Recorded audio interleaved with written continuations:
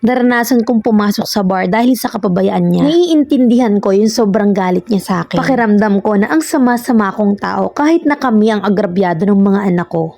Single mother ako ng 4 kong anak. Nagkakilala kami ng boyfriend ko sa Facebook. Nung una, hindi ko talaga siya pinapansin hanggang sa kalaunan, pinakilala ko siya sa mother ko, sa mga kaibigan, lalo na sa mga anak ko. At dahil nga nagtiwala ako sa boyfriend ko, ay nagsama kami. At hindi yun alam ng nanay ko. Nagpakatatay naman siya sa mga anak ko noon. Nakasalukuyang ang bunso ko'y 3 months pa lang. Nangako siya sa amin na bibigyan niya kami ng magandang buhay at tutulungan niya ako. Pero nung mag-5 buwan na yung anak ko, nag-iba na yung pakikitungo niya sa akin. Hindi na siya nagpapakaama. Hindi na niya ako binibigyan ng pera nun pang budget kahit na maganda naman yung posisyon niya sa munisipyo. Ang ginagawa niya, bumibili na lang siya ng mga needs naming mag-iina. Hanggang sa nalaman ng nanay ko na nakipag-live-in ako. Pinaubayan ng nanay ko ang lahat ng bayarin sa amin. At simula nang hindi na ako tinulungan ng mama ko ay nabaon ako sa utang. Na halos hiyang-hiya ako sa may-ari ng bahay kung paano ko sila babayaran. Kaya nakagawa ko ng bagay na hindi ko sinasadya. Nasa sobrang galit ko sa ka-live-in ko ay nakapagtrabaho ako sa bar bilang entertainer. Halos 1 buwan din nung nalaman ng ka-live-in ko na nandun ako nagtatrabaho. Nalaman niya yun dahil sa katrabaho ko kasi siniraan ako. Naranasan ko yun dahil sa kapabayaan niya. Naiintindihan ko yung sobrang galit niya sa akin dahil sa nangyaring yun. Kaya humingi ako ng tawad. Pakiramdam ko noon na ang sama-sama kong tao na kahit na kami ng mga anak ko yung agrabyado. Makalipas ang ilang buwan ay nagtrabaho ko sa maayos na company. Nagkapera at nakakapagpadala ko sa mga anak ko na inuwi ko muna sa probinsya. Kami pa rin ang ka-live-in ko noon at nagsasama pa rin kami. Kahit ang lungkot ang sitwasyon ko kasi malayo ako sa mga anak ko. Hanggang sa umarangkada na yung karir ko at nakakaipon na ako ng pera na halos 40k isang buwan lang dahil brand ambassador ako. Kaso isang araw lang ay nagkaproblema kami ng supervisor ko. Minura ko kasi lagi akong hinuhusgahan kaya umalis ako. At nung time na to na regular naman yung ka-live-in ko sa trabaho. Nakapagpundar na ng motor at okay naman kami kaso lang ay bigla kong nakita yung phone niya na meron siyang kachat na ibang babae. Nakita ko yung conversation nila at sobrang sakit na halos pigain yung puso ko at panginigin ng buong katawan ko. Kasi hindi ko alam kung anong situation or emotion ang maibibigay ko. Hanggang sa nagwala at gumawa ako ng eksena sa GC ng office nila. Na even sa bahay ay binasa ko yung helmet na kabibili niya lang. Hindi ko mawari na sa 2 years namin na yun ay kaya pala niya akong lokohin. Nasa chat nilang dalawa para bang magkakilala na sila ng matagal na ng babae. Hindi ko maiwasan na masaktan ng sobra na until now ay madaming tanong sa utak ko na kailangan ko ng sagot. Pakiramdam ko na dahil yun sa nasaktan ko siya. Na aminado ako na kasalanan ko yun pero pinagsisisihan ko na. Kaya iniisip ko kung deserve ko bang lokohin at ipagpalit sa isang bayarang babae online. So ngayon ay natutulala ako at di ko alam ang gagawin kong aksyon sa part na to. Iniisip ko na yung mga anak ko na halos siya lagi yung hanap. At nadudurog ako na siya lagi yung hanap ng mga anak ko. Tingin nyo ba, Mami Len, ano ba yung dapat kong gawin? Letter sender, Scarlett.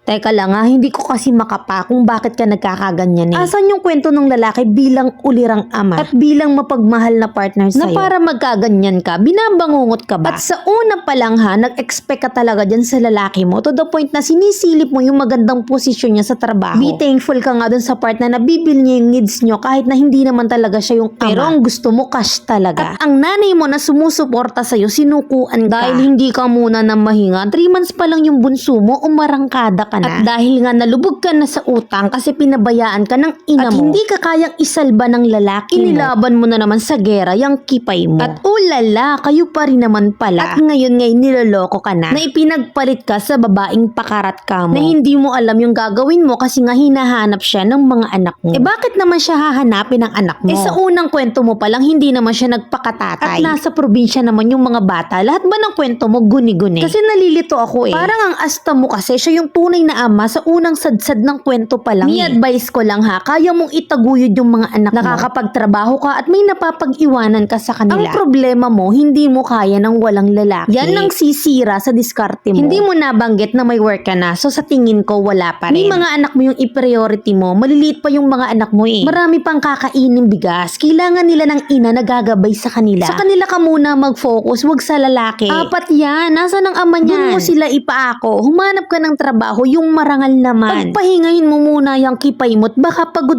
na yan.